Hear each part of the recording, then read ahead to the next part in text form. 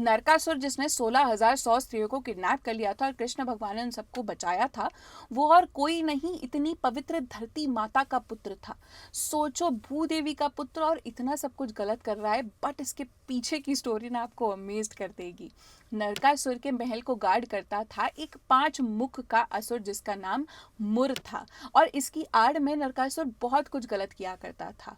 इंद्र देवता के कहने पर कृष्ण भगवान और सत्यभामा इन दोनों का वध करने के लिए आए थे। बट आपको पता है कि मुर असुर के 5 मुंह ही क्यों बताए जाते हैं? वो इस वजह से क्योंकि योग और शास्त्रों में मोक्ष की ओर ले जाने वाले मार्ग में या फिर कोई भी क्रिया करने के मार्ग में 5 चीजें इन्वॉल्व होती हैं, जैसे कि 5 तत्व, 5 कर्मेंद्रियां, ज्ञानेंद्रियां, कोश होते हैं, 5 मेन प्राण होते हैं, भगवान की 5 शक्तियां होती हैं, चाहे वो पंचानन रूप में हो या फिर वो पंचमुखी हनुमान के रूप में हो।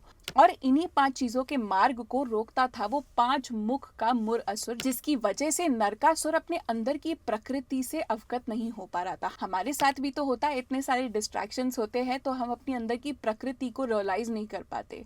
तो उसके विवेक और प्रज्ञा को दबाता था, ब्लॉक करता था वो मुर असुर।